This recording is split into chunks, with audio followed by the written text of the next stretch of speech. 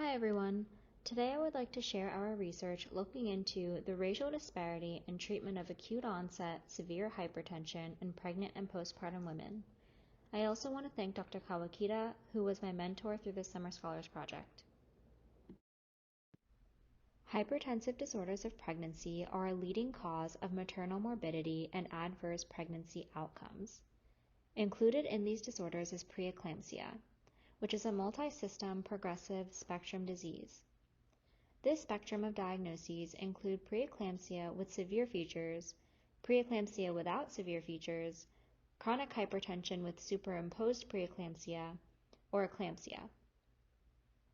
Preeclampsia complicates approximately 4% of pregnancies in the United States, and there are disturbing racial disparities in pregnancy outcomes as non-Hispanic Black women are more likely to experience hypertension-related morbidities compared to non-Hispanic white women. Adverse maternal-fetal outcomes that can result from hypertensive disorders of pregnancy include these listed on the slide. Maternal outcomes can include cardiorespiratory issues, stroke, hepatic or renal dysfunction, stillbirth or mortality, while fetal outcomes can include need for oxygen supplementation, respiratory distress, hyperbilirubinemia, and mortality as well. This brings us to our research question. Are certain factors, such as race and ethnicity, associated with delayed treatment of acute onset severe hypertension? We sought to examine these factors using new quality metric guidelines, which define the timely treatment of severe hypertension to be treatment within 30 to 60 minutes after identification of acute onset severe hypertension. Thus, the definition for delayed treatment is that which occurs greater than 60 minutes after onset of severe hypertension.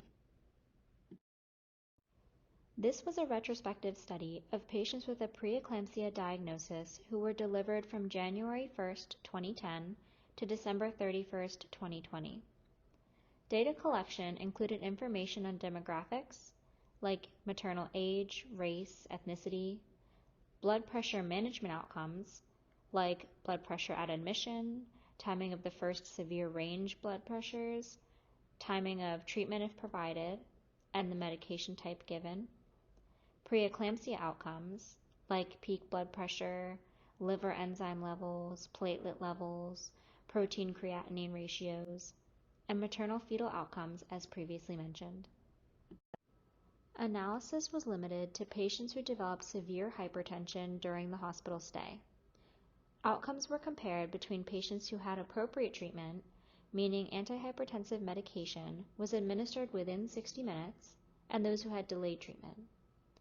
Variables with p-values of less than 0.1 by bivariable analysis were considered in a multivariable logistic regression analysis to calculate the adjusted odds ratios and 95% confidence intervals. Of 409 patients with preeclampsia, 129 had delayed treatment and 280 had appropriate treatment.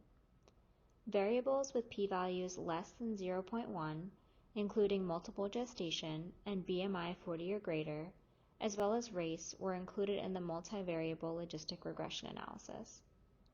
BMI 40 or greater compared to BMI less than 40 was associated with increased odds of delayed treatment. Multiple gestation compared to singleton pregnancy was associated with decreased odds of delayed treatment. Race was not associated with increased odds of delayed treatment. In conclusion, we found there was no racial disparity in delayed treatment.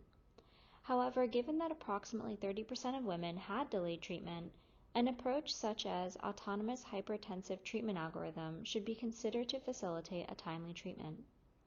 This approach would integrate an algorithm into electronic medical record systems that would allow registered nurses to administer initial antihypertensive therapy based on ACOG guidelines. There is also a possibility for future research into associations between specific first-line hypertension medications and racial groups. Finally, here is the poster in its entirety. So thank you for your attention today.